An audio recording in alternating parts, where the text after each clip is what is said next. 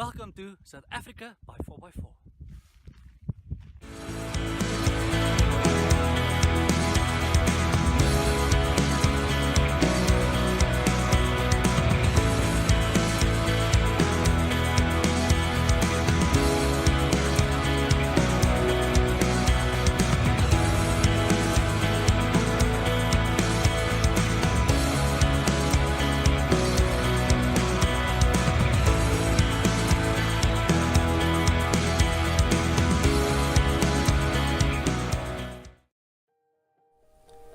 Hi folks, thanks for joining us on this beautiful trip to the Karoo. Now you find us on our way to the tunnel. We took a bit of a detour through Wellington because we had to pick up some stuff from my parents. It's only a 6-kilometer extra bit detour, but yeah, we're on our way, and luckily so, because the views, the vineyards, the wine route, as it were, through Wellington to Paarl is just spectacular. It's one of those places you have to see if you come to South Africa. In this series we will be going to Gatsrivierx. As you probably know, this is a series within a series of series, which we will be covering certain areas of South Africa, and I'll be trying with each series to try some new terrain, some new environments, and yeah, hopefully show you the most beautiful parts of our country. So folks, all you have to do is sit back, relax, and enjoy the journey with us. Welcome to Gatsrivierx by 4x4.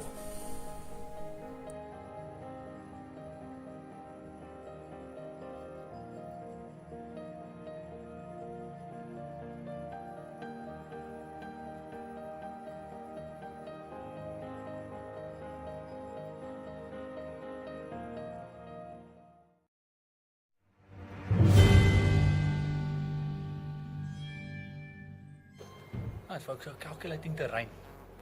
Now, it's not necessary to go into the depth that I go into, but I like to do that because I like to accurately calculate how much fuel I need. Now, in order to do that, I need to know what type of road I'm going to be traveling on. I need to know the surface composition, and I need to know whether there's lots of hills or if it's a relatively flat road or something in that sense. So the more I know about the road that I'm traveling to my destination, the better I can plan my fuel.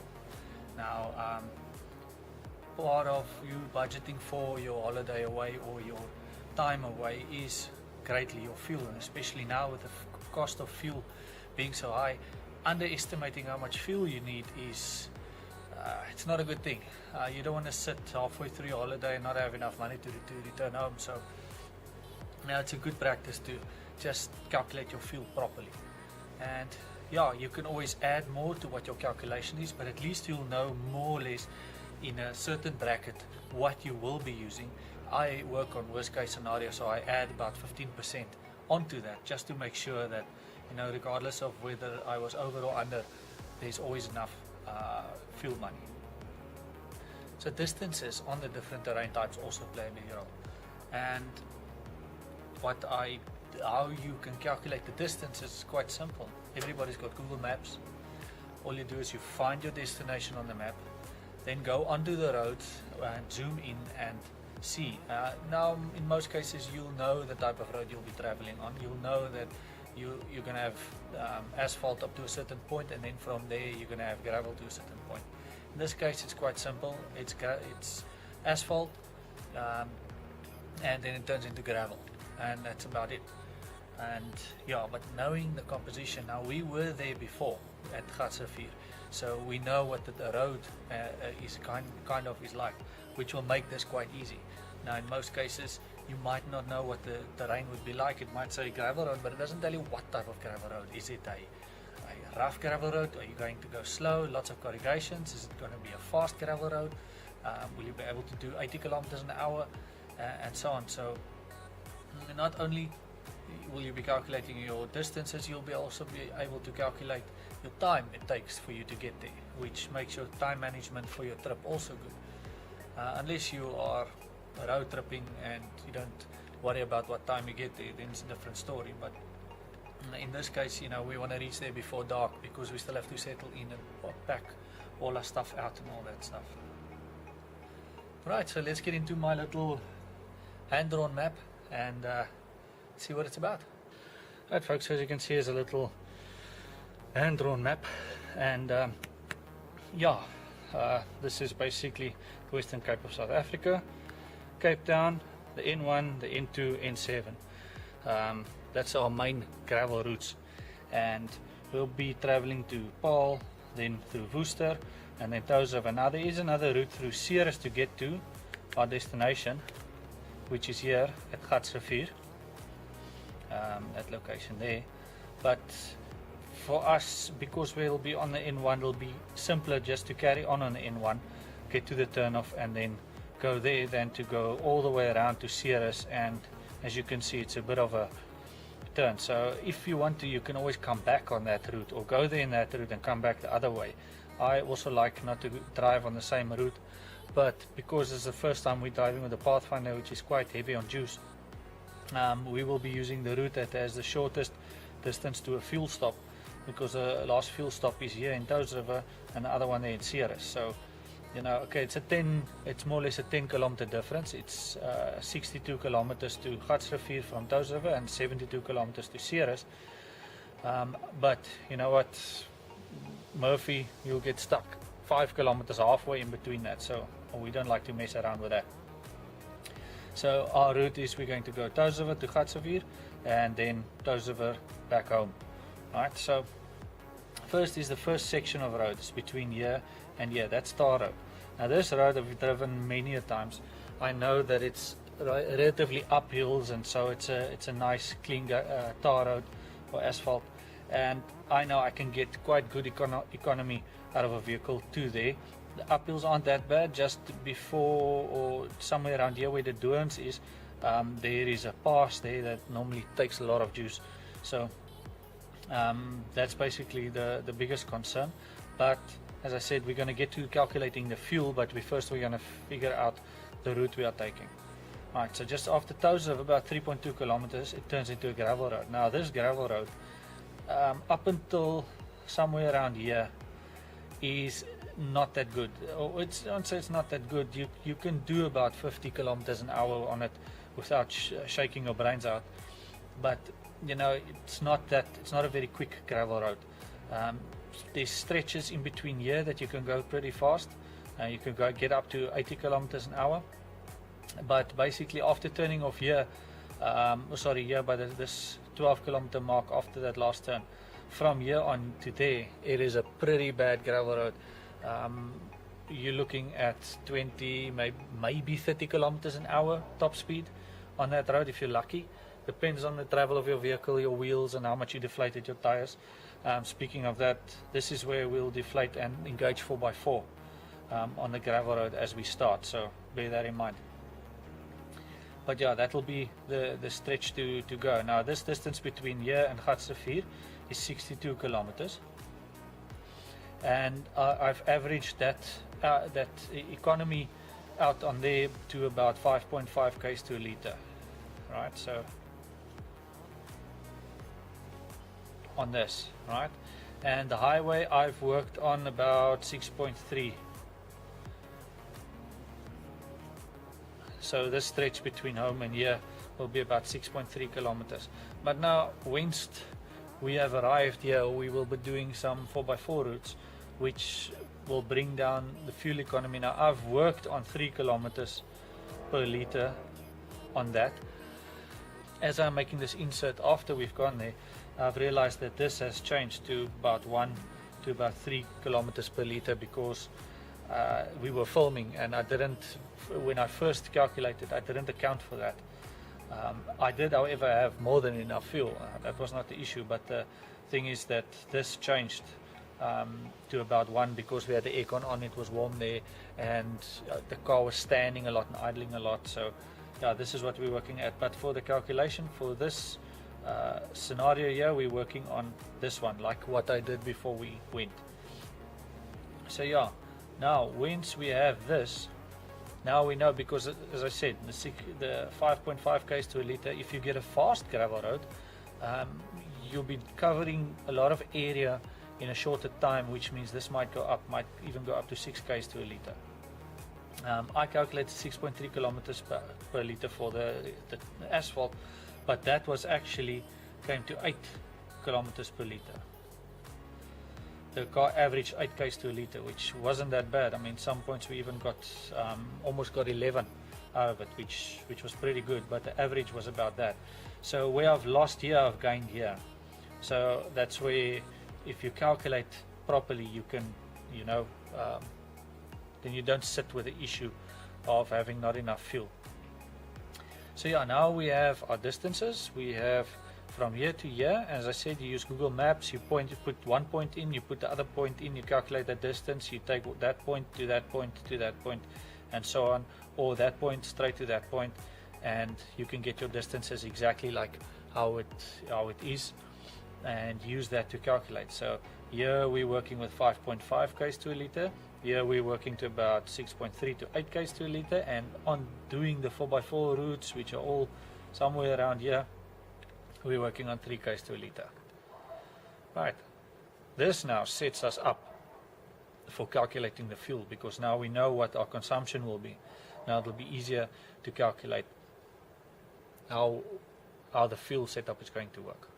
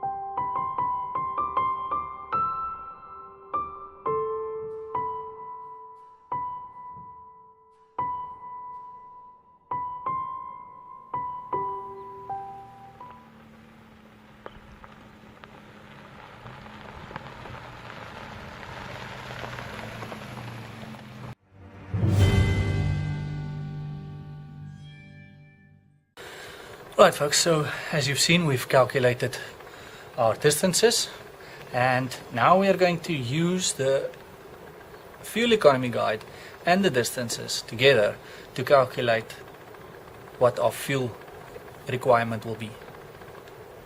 Now first we'll take the various distances, work out what the quantity of fuel is we need for that. Then we're going to break into a second part where we'll actually be determining where we are going to refuel. So first the refueling will probably be at home, and then where will we be refueling a second time, because that's what we'll need to do. Then putting those volumes together and working out a price, and then we know what our budget for fuel is. We take that, add another 15% if we want to, if we don't, and we should be sorted for our trip. So let's have a look. Alright, so let's work on section 1. Section 1 will be from home to Touwsriver. That worked out to about 213 kilometers, and we said that will be at about 6.3 kilometers per liter, which will give us 33.8 liters. Right. Section will be from Touwsriver to Gatsrivier. That will give us 62 kilometers at 5.5 kilometers per liter. That worked out to 11.27 liters. Alright. Then we have our second, that is the returning part, which will be from Gatsrivier to Touwsriver, which will be another 62 kilometers at that same consumption. That will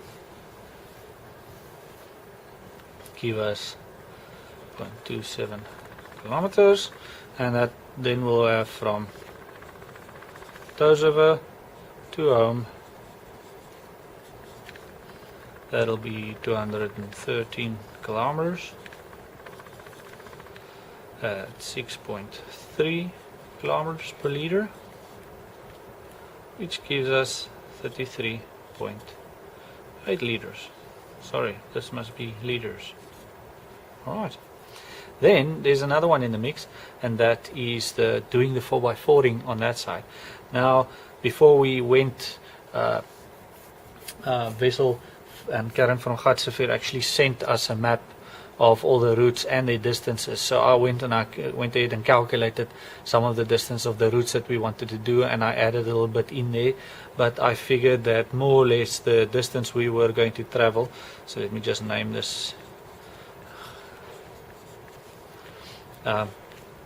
was plus minus 100 kilometers worth of tracks we wanted to do, and that would have been calculated at 3 kilometers per liter, and that gives us 33.3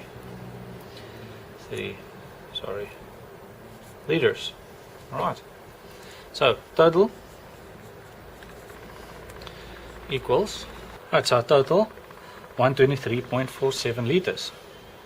Right, now let's work on the fuel, right, where the fuel stops are. So the first fuel stop will be at home. We will be filling the car, which has around 80 liters, and the 2 jerry cans,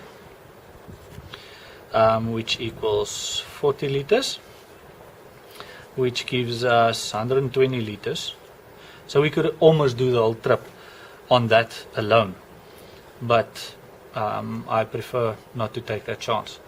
Coast will be 120 liters at 14 rand 24, and the reef will be at around 14 rand 62 per liter. So what we'll do is we're going to fill up at home, fill up 120 liters, get to Touwsriver, and I figured that the first one would work out to 1,708 rand 80, so that will be our first fill up.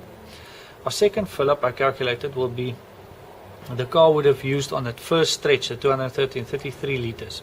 So that's what I'm calculating it to be at. So using that consumption, I assume that I will be filling up 33 liters onto the car at 14 rand 62, which will give me 494 rand 60. Right, so two of them together will be 2,202 rand 96 for 153.80 liters. Right, so that way I start off at Touwsriver with a full tank and I'll be able to make it. See, folks, this is the plan. So this is the price. This is our budget for fuel. Now you can take and you can add a couple of hundred with it. We worked on 2,500 rand, just for in case. And we actually ended up using less than that, but better safe than sorry, right? And you don't want to sit, as I said, halfway through your holiday and remember that, you don't have enough money for fuel to get home. So this is a good way of working through it. If you know your distances, you know the terrain, and you'll be able to figure out your consumption, then you should be fine, and you'd be able to make your route work out quite nicely for you. These calculations were very conservative. I thought the car would have done better than this. I thought at least the car would have done 7 k's to a liter, but I didn't work on that. I worked on 6.3, which is the worst I got on the highway, because the car was loaded and everything. So, I played it safe on that. Gravel road, I actually thought the car would give better than this, around 6, but I didn't want to play around with it, brought that down as well. And here I also thought that maybe around 4 or 5 k's to a liter we would have done, but took it down to 3 just for in case. And yeah, luckily that these two actually cancelled each other out, so we worked out quite cheap. We actually came working on this, we actually came back with more than 100 rand worth of money that we didn't spend on fuel. So yeah, overall pretty impressed with the economy of the Pathfinder. So yeah, folks, that's how I calculated my fuel requirement for the trip. Hope this helps you and makes things easier for you to plan your fuel in your next trip.